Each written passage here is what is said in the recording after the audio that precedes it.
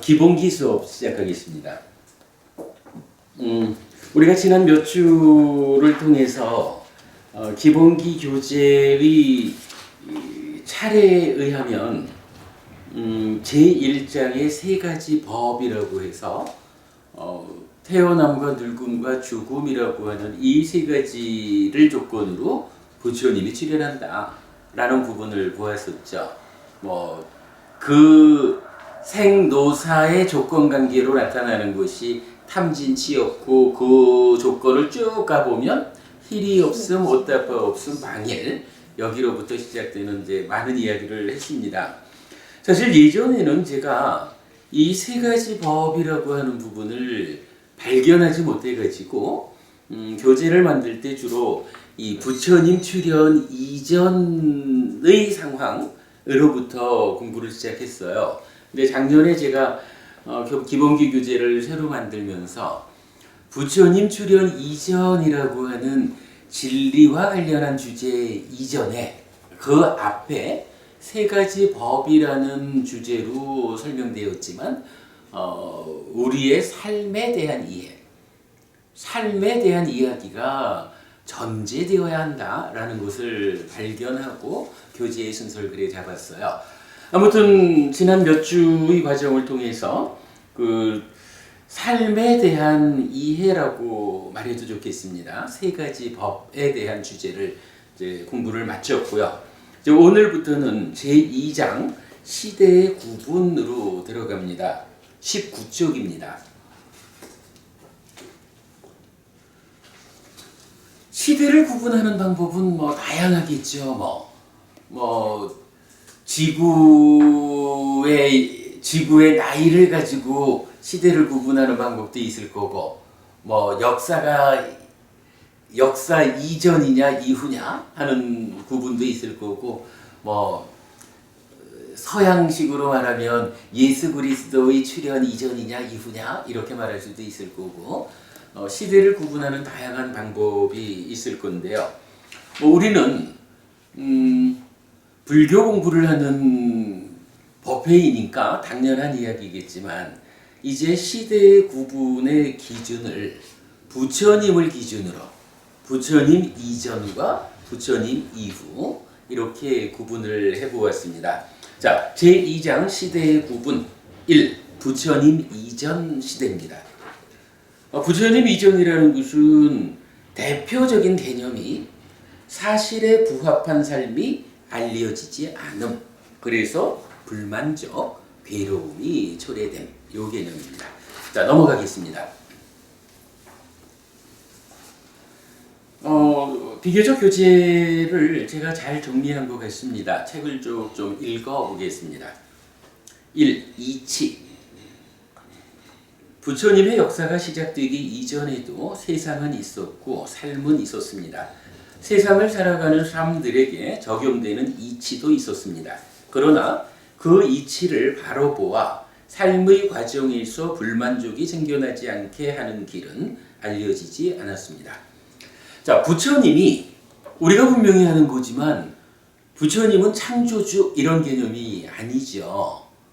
표현하자면 우리와 같은 하나의 생명체로, 존재로, 중생으로 태어났는데 그 중생으로의 삶에 수반되는 다양한 불만족들, 이 불만족을 어느 만큼 해소하면서 살아가느냐에 따라 사람이 구분될 수 있을 텐데, 일체의 괴로움을 소멸하면 그 상태를 부처 이렇게 말하는 거죠.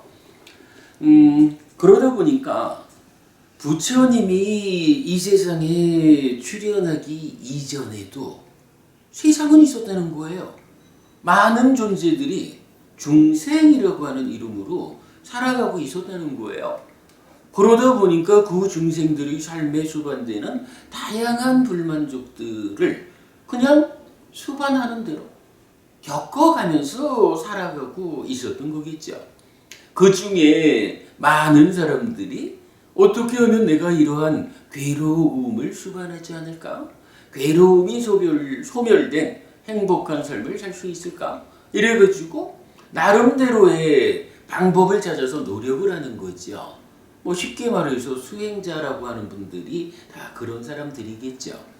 그랬을 때 사실은 삶에 수반되는 괴로움의 문제가 이게 사실은 굉장히 끈질기고 깊죠. 해결하는 일이 참 어렵다라는 현실을 가지고 있는 거죠. 그러다 보니까 많은 사람들이 고멸을 실현하자라고 수행자로의 삶을 시도는 했지만 정작 그 고멸을 완성한, 실현하지는 못했던 거예요. 그런 시대가 지속되어 오다가 어느 때인가 동일하게 고멸을 실현하기 위한 수행자 중에 그러한 동일한 수행자 중에 한 사람이 드디어 모든 괴로움을 소멸했다. 삶을 완성했다. 중생으로의 삶을 마감했다. 윤회에서 벗어났다. 해탈했다. 열반을 실현했다. 다양하게 불리는 그러한 성과를 거두게 되는 거죠. 최초로 그러한 성과를 거둔 사람을 뭐라고 부르냐 하면 부처 이렇게 부르는 거죠. 물론 이제 세월이 지나다 보면 다양한 조건관계에 의해 가지고 이 생명들 가운데에 부처님이 깨달아서 전달한 그 가르침이 전승되지 않는 데도 있어요. 전승되지 않는다라는 것은 이제 그 후대의 사람들이 배워가지고 따라갈 수 없게 되었다 이거잖아요. 그러면 전승되지 않음으로 인해서 어떤 상태가 되는 거냐 하면 결국은 고멸의 길이 존재하지 않는 상태가 되어버리는 거죠. 그러면 그때는 또 어떤 일이 되겠어요? 또한 마찬가지 앞에 어느 분이 부처를 이루었듯이 이렇게 전승되지 않는 상태에서 누군가가 또다시 고멸의 길을 100% 완성한 그러한 사람이 다시 생겨나겠죠. 그러면 그 사람을 다시 부처라고 부르죠. 근데 사실은 우리 삶에 수반되는 이 불만족이라고 하는 것이 옛날 사람들의 불만족이나 중간 사람들의 불만족이나 지금 우리들의 불만족이나 다양하게 표면적으로 요만큼 저만큼 차이는 있겠지만 불만족을 소멸하는 고멸을 실현하자라고 하는 그 근본의 자리로 쉬보하게 들어가면 결국은 존재하는 것들에 수반되는 괴로움이 같은 거란 말이죠. 그랬을 때 앞에 부처님이 고멸을 실현했다, 부처되었다 라고 했을 때의 그 소멸된 괴로움의 내용하고 뒤에 가르침이 전승되지 않아가지고 새로이 스스로 깨달아가지고 부처가 된 이 부처님이 소멸한 괴로움의 내용이 사실은 같다고요. 그런데 그렇겠죠. 그러다 보니까 중요한 건 뭐냐 하면 동일한 괴로움의 문제를 소멸했다라는 것 때문에 앞에 부처님이나 뒤에 부처님이나 부처를 성취하는 고멸을 실현하는 방법이 동일하다라는 부분을 우리가 이해할 수가 있는 거예요. 그죠? 존재 일반에 수반되는 그 괴로움이니까 이 일반적인 괴로움 동일한 내용이고 그 동일한 괴로움을 소멸하는 방법은 결국은 동일한 방법인 거예요. 다만 전승되지 않아가지고 배워서 쉽게 가지 못하고 스스로 그 방법을 찾아내야 한다라는 것 때문에 앞에 부처와 동일한 어려운 길을 거쳐야 한다. 이런 것뿐이죠. 그래서 이제 우리가 그 말을 하는 거예요. 과거에도 부처님이 계셨고 지금도 부처님이 계시는데 이러한 모든 부처님들이 공통점이 무엇냐라고 하면 동일한 깨달음을 실현했다. 그래서 동일한 깨달음에 의해서 계보가 형성되었다. 이렇게 말하는 거죠. 아무튼 그렇게 우리가 설명할 수 있는 부처님이라는 존재가 어느 때인가 이 세상에 출현을 하는 거죠. 그 개념입니다. 자, 아무튼 이제 그 부처님들 그 고멸이라고 하는 이 하나의 일을 실현하는 그 과정. 그랬을 때 고멸이 실현되기 위해서 알려져야 하는 이치. 요런 이제 이치라고 하는 개념을 이제 우리가 드러낸 거죠. 세상을 살아가는 사람들에게 적용되는 이치도 있었습니다라는 거. 자, 그러면 그 이치는 무엇입니까? 조건경과 출현경은 아주 특별한 이야기를 들려줍니다. 열애들께서 출현하던 출현하지 않던 스스로 있는 요소이며 토대가 되는 것이고 결정된 것이 있다는 것입니다. 그러니까 경전이 이렇게 말해주는 거예요. 부처님이 출현하든 안 하든, 그러니까 좀 전에 말씀드린 가르침이 전승되지 않아가지고 고멸에 이르는 그 방법, 그 길이 알려져 있지 않을 때, 이때에도 이 세상에 적용되고 있던 어떤 이치는 있다라는 거거든요. 그 이치를 바르게 알지 못해서 고멸을 실현하지 못하고 있을 뿐이죠. 자, 그 부분을 놓고 이제 경전이 말해주는 참 아주 특별한 이야기. 열애들께서 출현하던 출현하지 않던 스스로 있는 요소, 토대가 되는 것이고 결정된 것이다. 이렇게 말해주죠. 자, 제가 별표하고 이렇게 썼습니다. 스스로 있다는 것은 다른 종교가 말하는 스스로 있는 존재로서의 창조주와는 다릅니다. 창조주는 스스로 있음을 전제로 세상에 자기의 의도를 작용하지만, 즉 창조주니까 피조물들을 대상으로 이리 되라 저리 되라 하고 자기 의도로서 세상을 운영한다, 이렇게 보아야겠죠. 그러나 여기서 말하는 스스로 있는 요소는 어떠한 의도에도 간섭받지 않은 채 모든 현상에 적용되는 세상의 이치라는 의미입니다. 이 개념 설명 안 해도 되겠죠? 예, 그냥 세상이 그렇게 돌아가는 거요 라고 말하는 그런 이치입니다. 먼저 조건경은 연기를 지시하는데 생을 조건으로 노사가 있다, 무명을 조건으로 행이 있다 라고 하여 12연기의 모든 지분, 무명, 행, 식, 명색, 유깁, 촉수의 취유, 생, 노사에 대해서 설명합니다.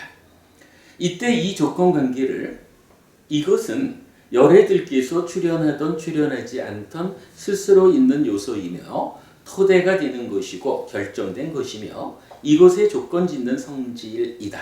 열애는 이것을 완전하게 깨닫고 관통하였다. 완전하게 깨닫고 관통한 뒤에 보라, 생을 조건으로 노사가 있다, 내지 무명을 조건으로 행이 있다라고 알게 하고 가르치고 천명하고 확립하고 드러내고 분석하고 명확하게 한다 라고 말해요.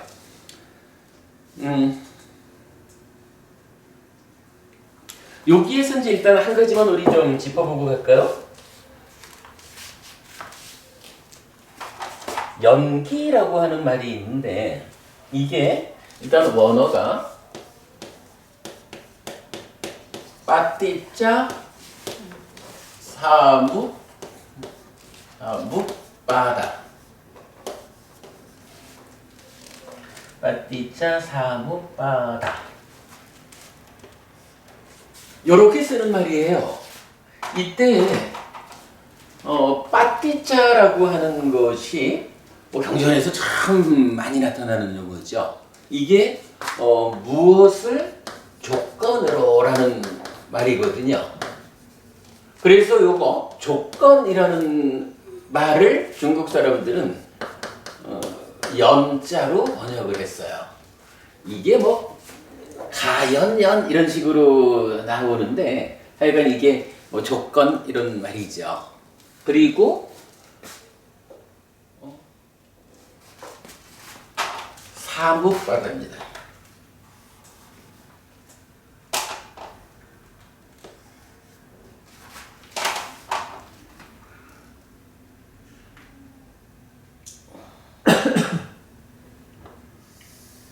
사뭇바다 이게 이제 일어나다라는 의미예요. 여기에 뭐 이제 웃바다가 일어나다고 삼하고는 함께 이래서 뭐 함께 일어나다 이렇게 이제 상세하게 표현을 해도 되고 그러나 일단은 약간 일어나다라는 의미고 요것을 중국 사람들은 일어날 기라고 번역을 했어요. 그래서 연기라고 합니다.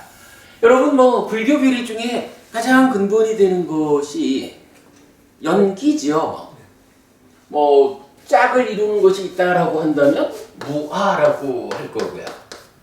그래서 부처님 가르침의 가장 근본에 있는 두 개의 단어라면 무아 그리고 연기 이렇게 말해주는 거죠.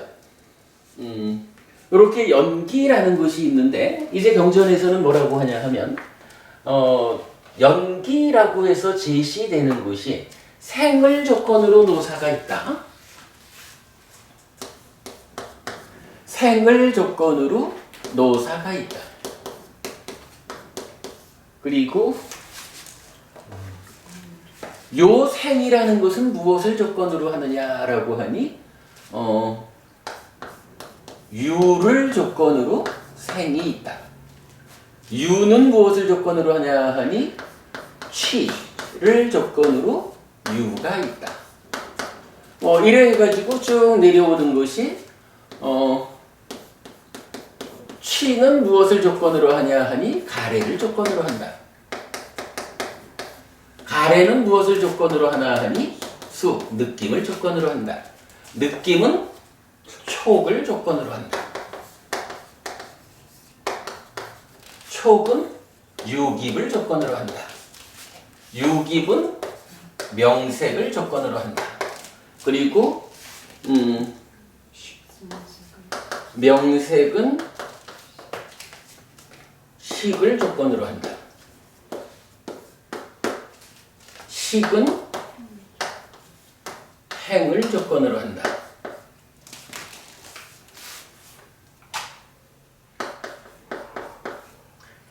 행은 무명을 조건으로 한다.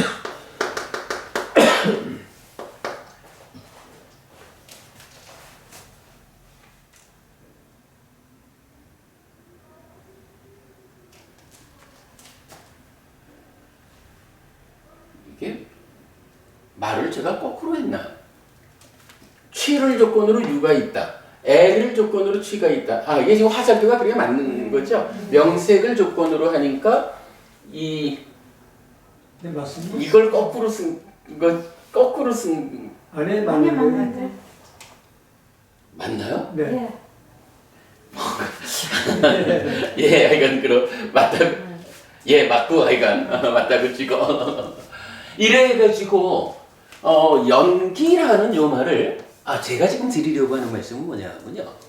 연기라고 하니까 많은 학자들이 그냥 존재하는 것들을 설명할 때 이것과 저것이 어떻게 존재하나 어떻게 생겨나냐 할 때 조건적으로 생겨난다 라고 해서 연기라는 말을 써요. 근데 니카야를 공부해 보면 부처님은요 이 연기라는 말을 이것과 저것의 어떤 상호관계 서로 조건관계 이걸 설명하는 데 쓰지를 않아요. 유일하게 한 가지 경우로만 연기라는 말을 제한적으로 써요. 지금도 이제 이렇게 말해주는 거예요. 연기라고 하는 거 무엇이냐라고 하니까 이렇게 생을 조건으로 노사가 생을 그리고 유를 조건으로 생이 취를 조건으로 유가 이래가지고 행을 조건으로 그러니까 이게 뭔가 제가 잘못 썼어. 맞는 것 같은데. 명생. 일단 이게 이렇게 되겠죠. 식을 조건으로 명색이. 여기가 그러니까 식인 거지 여기가. 식을 조건으로 명색이. 그러면 행을 조건으로 식이. 아니 이걸 쓰다 보니까요. 화살표를 거꾸로 거야 되는 일이 보이는 거예요. 그래서 제가 좀 헷갈렸거든. 무명을 조건으로 근데 전체가 다 바뀌었습니다. 앞에가. 아, 전체가 그런가요? 네. 이건 뭐가 좀 어색해요, 그죠? 근데 이건 뭐 좀 이해해 주시고.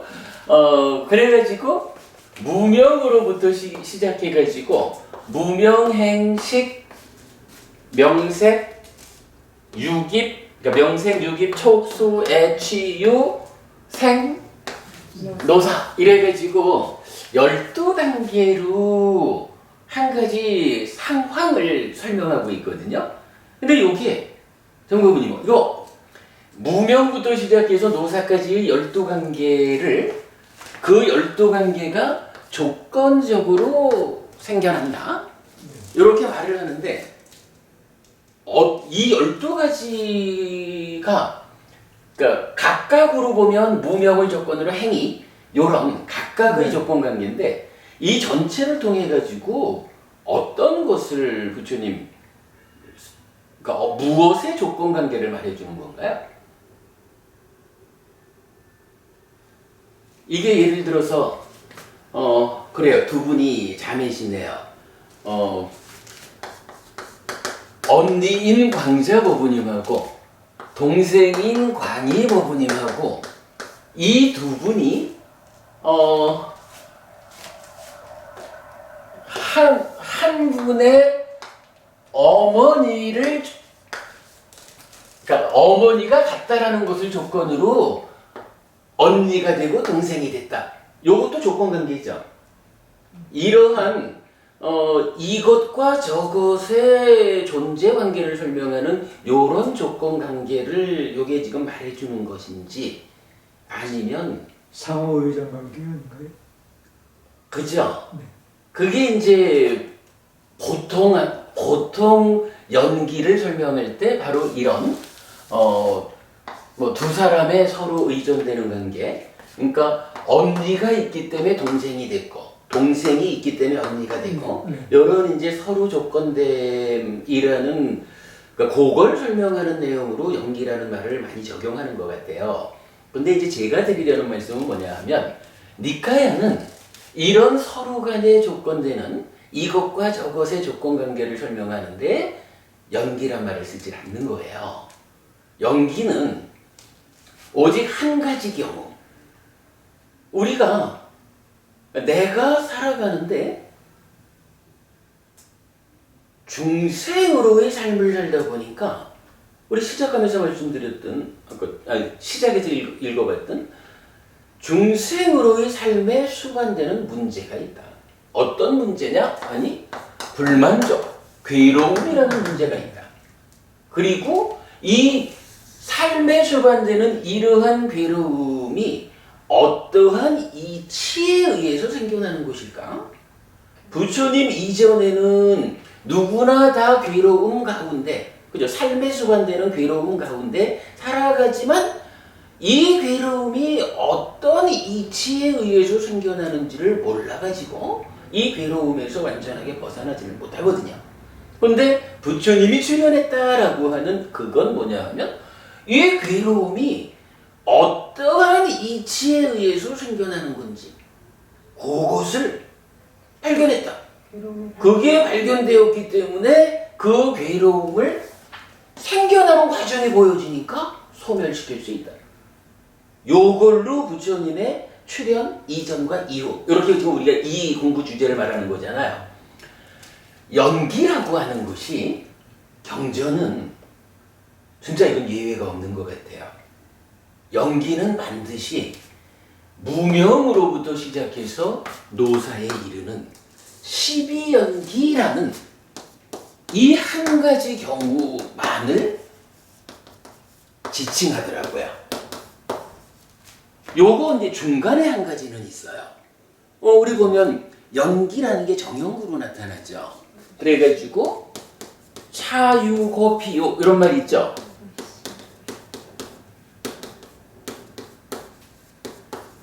그래서 뭐 차유고피요, 차무고피무,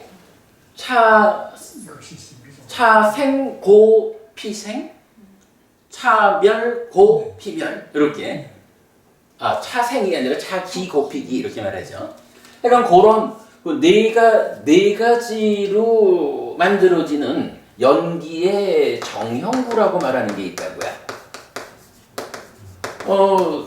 니카야에서는요, 빠띠차 사무바다 연기라고 하는 말은 반드시, 그러니까 연기 자체로 나타나는 경우가 간혹 있고, 그리고는 즉이라고 하는 표현을 써가지고요, 연기, 즉 차유고 비유, 이렇게 정형구로 나타나고 이어가지고 즉 12연기라고 해서 연기라는 말, 차유고 비유라는 네 구절로 된 정형구, 그리고 12연기, 요거를 하나로 간주를 해요. 사실은 오늘 우리가 보아야 하는 가장 중요한 개념이 이거예요. 연기라는 말은 이것과 저것의 상호관계를, 상호 조건됨을 설하는 이런 용도로 부처님은 쓰지 않았다는 거예요. 그런데 이게 이제 후대로 가면서 연기라는 말 자체도 의미를 확장하고, 그러면서 12연기도 의미가 확장되고, 이러면서 마지막에 온 법계 연기까지를 오죠. 그러면서 그야말로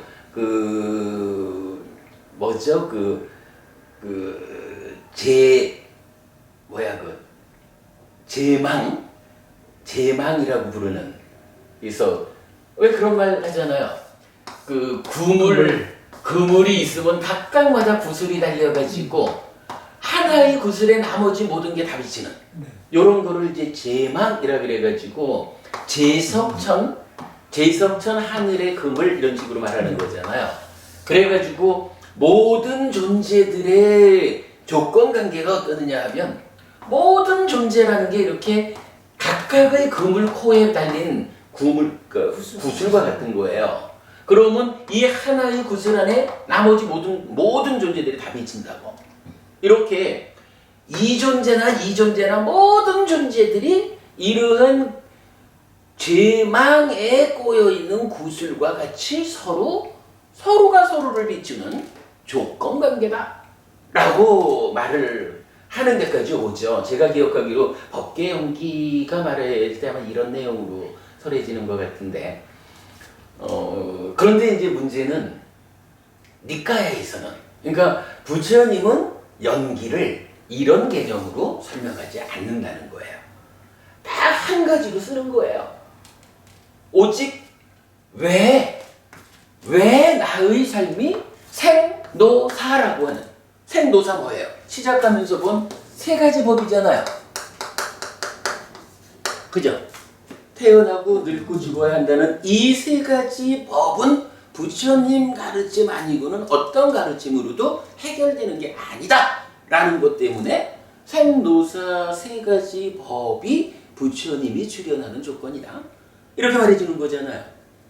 부처님은 오직 생노사라고 하는 이 중생의 근본적인 불만족, 근본적인 괴로움, 요 세 가지 법이 어떤 과정을 통해서 어떤 조건 관계에 의해서 생겨나는 것일까?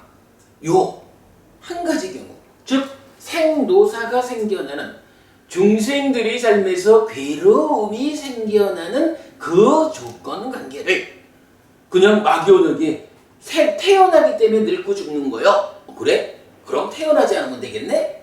요렇게 말하면 답은, 그러니까 말은 맞는데 실현할 수는 없잖아요.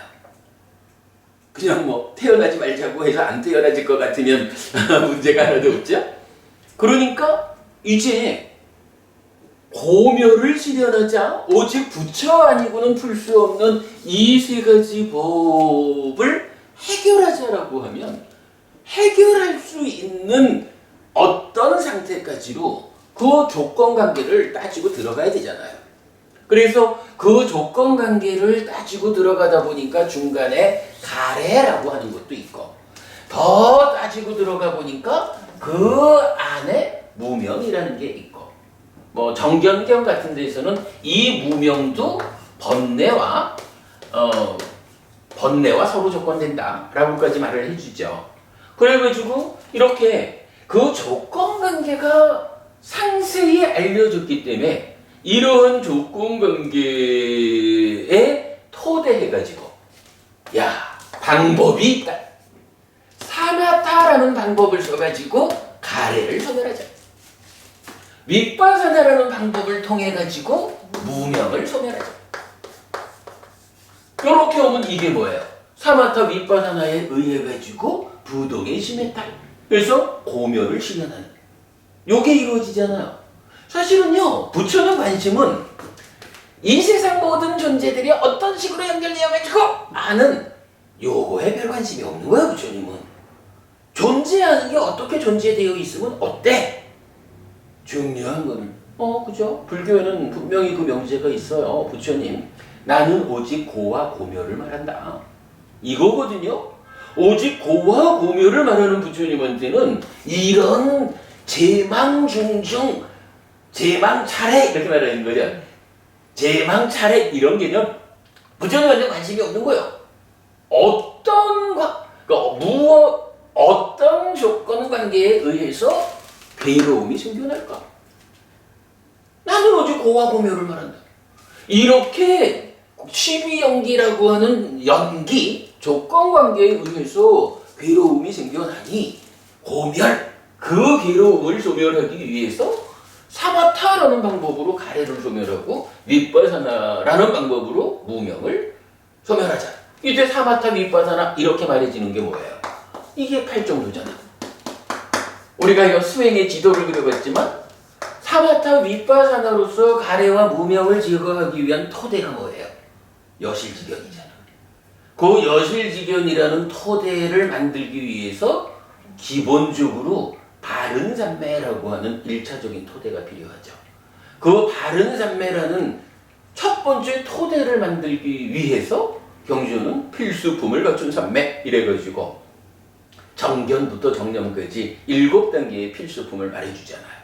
그래가지고 그 7가지 필수품을 갖춘 산매가 바른 산매다라고 해서 그래서 팔정도 이래 돼가지고 1차적인 토대가 만들어지고 이제 산매 수행이란 개념으로 바른 산매에 들었다면 그 산매를 토대로 어떤 일을 해나갈까라고 할 때 내적인 마음의 사마타와 법의 윗바사나라는 중간 과정을 통해서 여실지견에 이르고 여실지견이라는 2차 토대 위에서 사마타와 윗바사나를 통해서 가래를 제거하고 무명을 제거한 이래서 부동의 시메탈로 삶이 완성되는. 그럼 그 부동의 시메탈의 상태가 어떤 상태예요?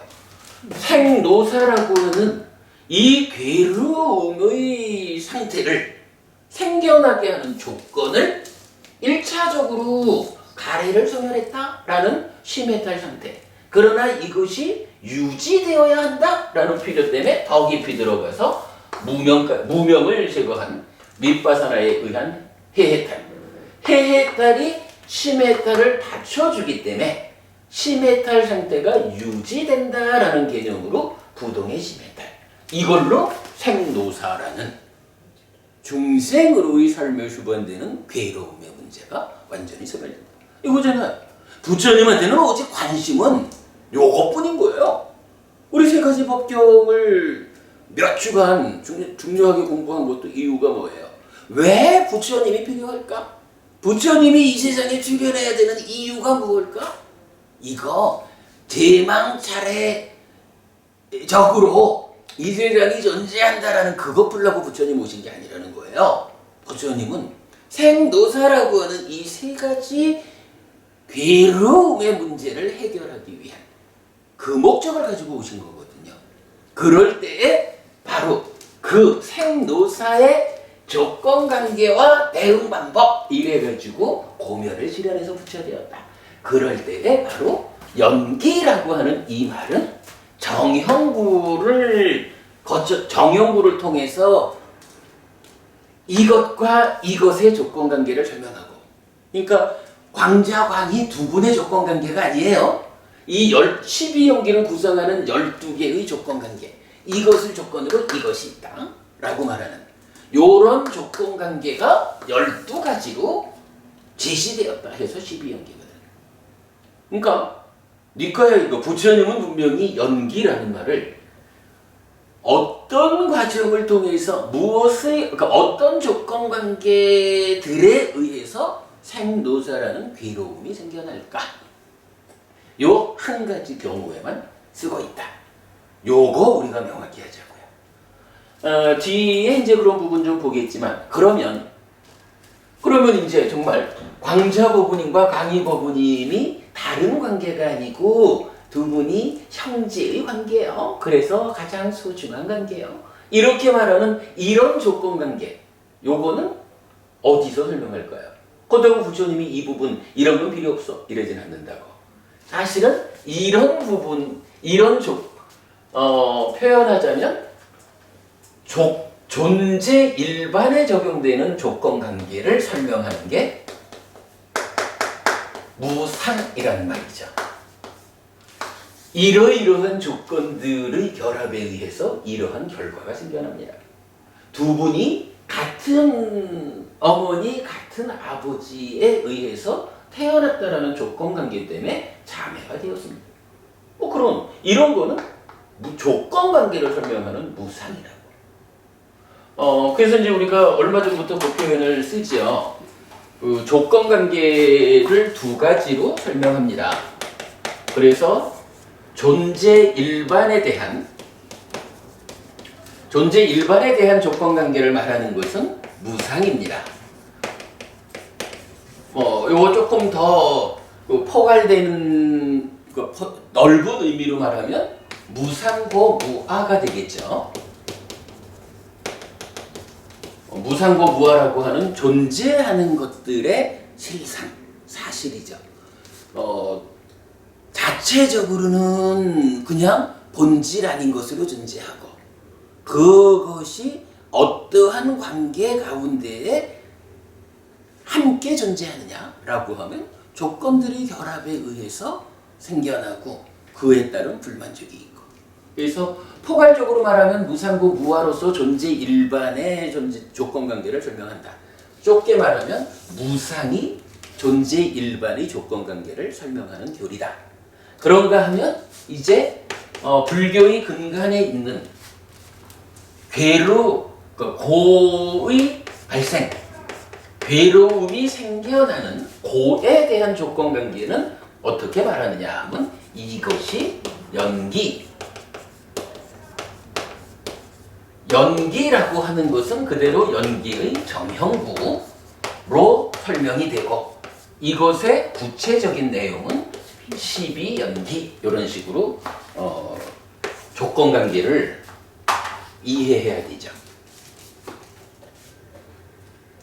세상의 이치라는 거 부처님 이전에도 사람들은 살아갔고 사람들은 괴로움을 겪어야 했고 왜 이러한 괴로움이 생겨나서 아파해야 하는 것일까? 라고 하는 이치 원리라고 하는 것은 있었어요. 그냥 사람들이 살아가는 가운데에 괴로움이 생겨나는 이유가 되는 것이 그냥 있는 거예요.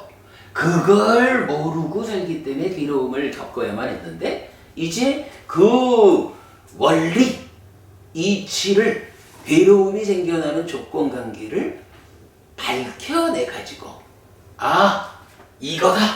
그 중에 8정도 사마타 위빠사나에 의해서 가래와 무명을 제거하자. 그럼으로써 고멸을 실현하자.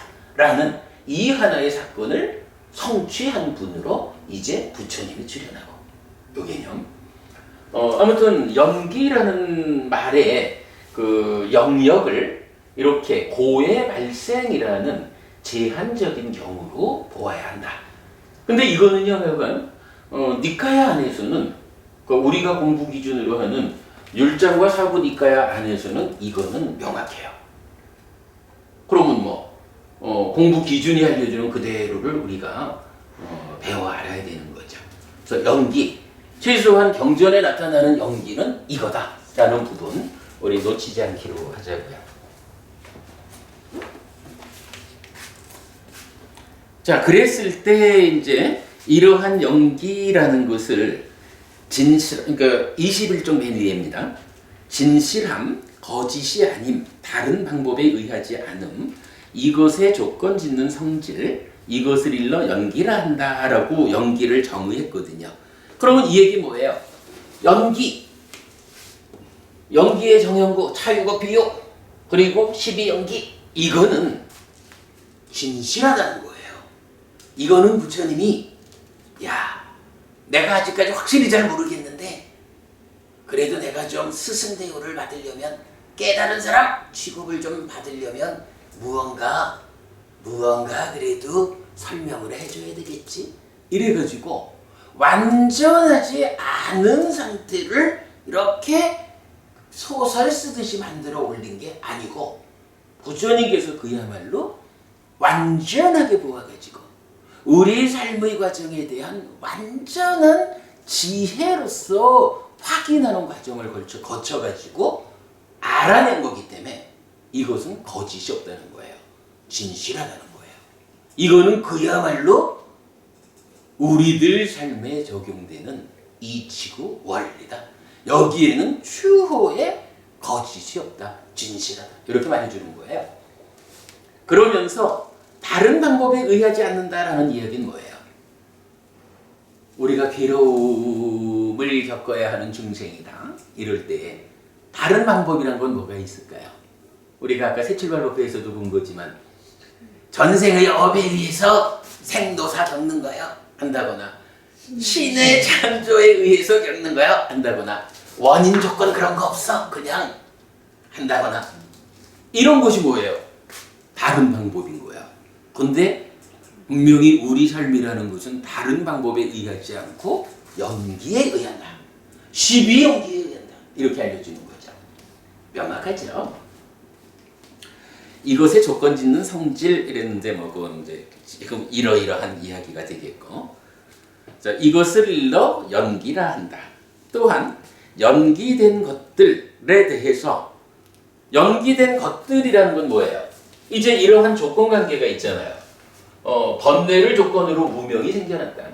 무명을 조건으로 행이 생겨났다. 해가지고 노사까지 가면 이러한 모든 것들이 뭐예요? 연기된 거죠. 무명을 조건으로 생겨난 거. 무명 때문에 연기된 거. 이렇게 말하면 되는 거죠. 연이생이라고 보통 번역을 하지만 연기된 것, 빠띠자 사무빤나 담마라고 하는 거. 그런 의미예요.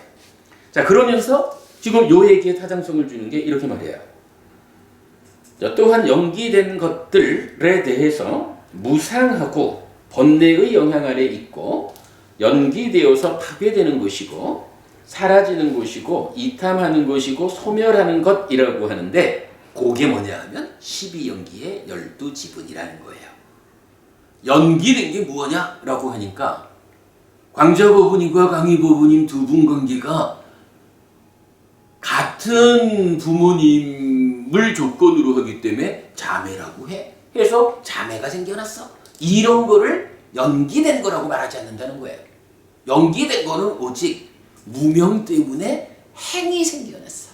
그런 12연기를 구성하는 12지분을 이게 연기된 것이다. 라고 말하는 거예요. 자, 그래 12연기의 12지분입니다. 경은 이러한 연기와 연기된 것들을 있는 그대로 바른 지혜로 잘 보기 때문에 과거, 미래, 현재에 걸쳐 나의 존재와 관련한 어떤 의문에도 빠지지 않는다고 알려줍니다. 요거 무슨 얘기일까요? 일단 우리가 이렇게 연기, 정형구 12연기라는 연기와 연기된 것들 무명, 행, 식, 명색, 쭉, 노사까지 12개 요거를 있는 그대로 바른 지혜로 잘 보았어. 바르게 알았어.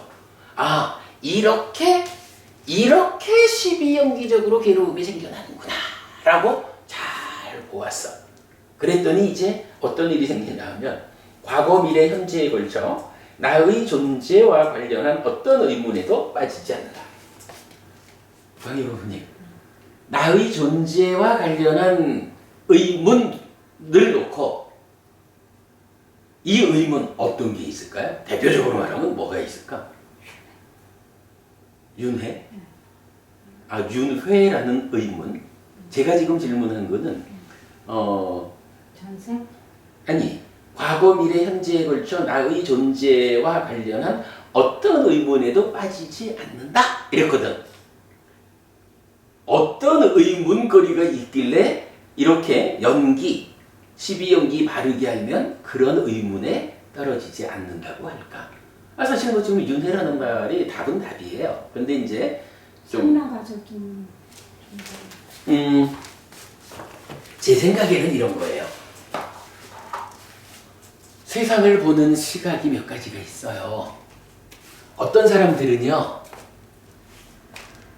마음이라고 하는 것은 몸이라고 하는 일차적인 존재가 고도의 작용을 할 때 생겨나는 2차적인 겁니다.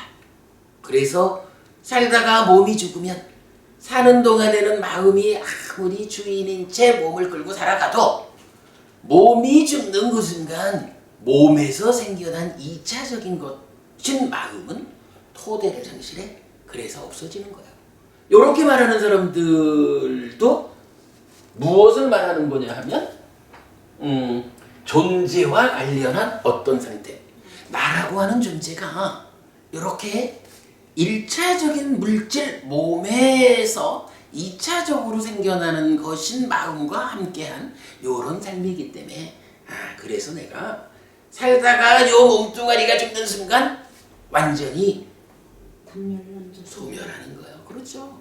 그러니까 표현, 나의 존재와 관련한 어떤 의문, 이 부분에 첫 번째 의문이 뭐냐 하면 와, 이 마음이라고 하는 게 정말로 몸이 죽은 다음에도 유지되는 것일까? 뭐 이런 의문을 일으키다 보면 아닐 거예요. 이래 하다 보면 어떤 견해를 갖게 돼요. 바로 거기서 그래, 반견이 생기는 거예요. 반견 이렇게도 말하고 반멸론 이렇게도 말하는 거잖아요. 요거 우리가 그간 공부해 본 바에 의하면 방금도 그런 설명을 드렸지만 오직 물질만이 1차적인 것이요. 예. 마음이라고 하는 건 2차적인 거라서 죽으면 토대가 소멸돼서 끊어지고 마는 거예요. 죽으면 끝이야. 윤회 그런 게 어딨어. 요런 거지 뭐. 요런 것이 바로 나라는 존재와 관련한 한 가지 의문인 거죠. 그러면 의문이 요거 하나뿐일까요? 정보부님, 이렇게 윤회 없음을 주장하는 단멸론, 요거 말고도 또 뭐 존재와 관련한 어떤 의문 상태, 존재에 대해서 확실하게 알지 못하기 때문에 잘못 알고 있는 요런 거 또 있을까요? 있을 것 같은데 모르겠네요. 뭐가 있긴 있겠죠. 네. 영혼은 그러니까 아까 상나가족 말씀하신 그거지 뭐. 그러니까요. 부처님은 무상고 무아 이래가지고 존재라는 것을 무아로 내세우잖아요. 그 원래 있는 거, 본질, 변하지 않는 거, 꾸준히 유지되는 거 이런 거 없다는 거잖아요. 존재하는 모든 것은 생겨나는 거라고, 만들어지는 거라고. 어떤 방법으로 만들어질까라고 하니 조건에 의해서 조건이 어떻게 결합되느냐에 따라서 생겨나는 거예요. 이렇게 말해주는 거잖아요. 그런데 그러니까 바로 이러한 존재 일반의 조건 관계 중에 고의 발생이라는, 표현하자면 아인슈타인의 일반 상대성 이론이 있는가 하면 특수 상대성 이론이 있듯이 존재 일반에 대한 일반 상대성 이라면 2는 mc제곱이라는 특수 상대성 하듯이 고의 발생에 대한 특별한 조건 관계 이렇게 말하는 거잖아요. 그러니까 이제 존재에 대한 이야기에서 또 다른 올바로 알지 못해서 생기는 의문이랄까 잘못된 견해랄까 라고 하는 것은 바로 무아인 줄 몰라가지고 그래도 내 마음이라고 하는 요거는 알 거예요. 아트만 이렇게 말하는 거잖아요. 신의 분신, 변치 않는 거, 본질적인 거, 고정불변의 실체 이렇게 말하는 거잖아요. 이런 아트만이라고 하는 것이 내 안에 주인으로 있다. 달리 말하면 내 마음이 그런 거겠지 뭐. 이래 되면 어때요? 살다가 죽으면 물론 단견이라는 데서는 마음이라는 요게 2차적으로 생겨나서 뭐 까불고 있지만 몸 죽으면 지가 어디 있을 거야? 이래가지고 이제 단멸 이렇게 말하잖아. 근데 여기 아트만 무아를 모르는 데서 모르기 때문에 그 설정된 존재 아트만 이렇게 생각하는 사람들은 어때요? 살다가 몸이 죽으면 아이고 까지 껍데기인 몸이 죽는다 그래가지고 내 삶의 주인 되는 알맹이인 아트만 요 마음이야 어디 가겠어? 또 그 얘기 많이 하잖아요. 옷이 낡으면 그 헌옷 버리고 새 옷 갈아입듯이 몸 바꾼다고 이렇게 말하는. 뭐 그럴 때는 몸 바꾼다라고 할 때는 그 마음이라는 것은 변치 않는 거고 이런 개념이잖아요. 사실은 많은 분들이 그 옷 바꿔 입듯이 몸 바꾸는 얘기를 하지만 불교적으로는 정확한 표현은 아니라. 근데 불교에서 그런 말이. 뭐 그뿐만 아니니까요. 그럴 때 이제 우리가 지금 찾는 존재와 관련한 어떤 의문에는 그렇다면 단견 단멸론 이거 말고 요렇게 보는 견해도 있는 거잖아요. 요렇게 보는 거 아트만 해가지고 변치 않는 거 본질 몸이 죽어도 끄떡없이 몸 바꿔가지고 그 본질의 형태 고정 불변의 상태를 유지해가는 그렇게 설명하는 존재에 대한 어긋난 시각이 있는 거잖아요. 경전에서는 지금 그거를 존재와 관련한 의문 이렇게 말하는 거죠. 이걸 뭐라고 불러요? 이렇게 아라고 하는 이런 견해를 상견이라고 말한다고. 상견이 이거예요. 상견. 그래서 뭐 다른 말로는 상주론 이렇게 말을 또 하죠.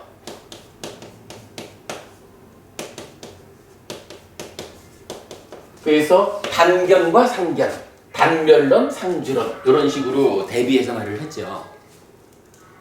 부처님 이야기는요. 이제 이렇게 연기와 연기된 것들, 그러니까 연이생이죠. 연기라는 이 이치하고 그 이치 안에 포함되는 것으로의 연기된 것들, 12연기 요 부분을 올바르게 알면 나라고 하는 존재를 말하는 데 있어서 의문거리가 없어. 어떤 사람들은 이런 연기, 12연기를 종법님 요걸 정확히 모르다 보니까 진짜 불교 안에서도 많은 사람들이 어떻게 말해요? 윤회? 그게 어딨어? 라고 윤회를 부정하는 사람들이 많다고. 윤회를 부정하는 그게 뭐냐 하면 연기 12연기를 모르다 보니까 나라고 하는 존재에 대해서 이 존재가 참으로 죽은 다음에도 이어지는 것일까? 다음 생에 또 태어나는 것일까? 요런 의문 가운데 에이 그런 거 없어. 마음이라는 건 2차적이야 하고 유물론적으로 받아들이는 그게 단견이잖아요. 한국 불교에 이런 사람 많잖아요. 이거 고쳐야 된다고. 그런가 하면 이렇게 연기되는 것이다. 무상고 무하다. 요런 이치를 모르는 사람들은 또 어떻게 생각해요? 이 마음이라고 하는 것이 창조주 하나님 그러뭐가 창조하고는 분신이 되어서 들어온 건데 뭐. 내 안에 있는 요 아트만 요 마음 당체는 항상하는 거요. 이것은 이런 조건관계로 휘둘리는 것이 아니고 본질을 유지하는 거예요. 이렇게 보는 사람들이 있잖아요. 그게 상견 이러는데 이거는 뭐냐 하면 힌두교 이론이라고. 중요한 거는 윤회한다라고 말하는 그게 잘못된 게 아니라 윤회를 하기는 하는데 어떻게 윤회하느냐. 그러면 이게요. 지금 이렇게 12연기적으로 조건적으로 조건적으로 윤회를 한다라고 알려지면 그 조건 관계를 끊어내는 수행을 통해 가지고 고멸이 실현되거든요. 근데 이게 이런 조건적으로 생겨나는 게 아니고 그냥 신의 분신으로의 이 아트만이 딱 중심에 있어서 변치 않고 가는 거예요. 그 가운데 수반되는 괴로움의 문제, 그거 어떻게 하나? 저는 잘 모르지만 보통 그왜 신득에서 쓰는 말이 범아일려라는 말을 쓰잖아요.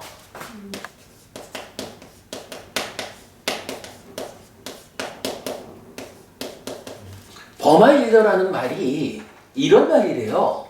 창조주 하나님 브라흐마하고 브라흐마가 세상을 창조하고 자기 몸을 피조물 숫자대로 쪼개서 들어갔대 라고 말하는 요 아트만하고 요게 범아거든. 인력 하나다 이거요. 사람들이 어리석어가지고 중생으로의 삶을 살아가는 동안에 사실은 나의 주인 되는 요 아트만이 브라흐만 창조주 하나님 브라흐마요 라고 요걸 모르기 때문에 사는 가운데 기지고 볶고 싸우면서 괴로운 삶을 사는 거예요. 이렇게 말하고 수행을 통해 가지고 창조주 하나님 브라흐마하고 나의 아트만하고가 사실은 하나요 라고 확실하게 보아낼 수 있으면 그게 괴로움의 소멸이요, 해탈이요, 이렇게 말하는 개념이라는 거예요. 제가 사실은 뭐 정확하게 몰라요. 근데 대략 이런 알려져 있는 개념이 범아인료가 그런 거라고. 기독교에서도 그렇게 말해요. 비슷한 개념이 있죠. 그게 기독교나 신두교나 이게 다 근본으로 올라가면 아리안적 이렇게 이제 연결되죠. 근데 이제 문제는 그런 방법으로 범아인료라는 방법을 통해 가지고 이게 사실이어 가지고 이걸 보아내면 괴로움이 소멸하는 게 맞다 라면 그 길로 가면 되거든요.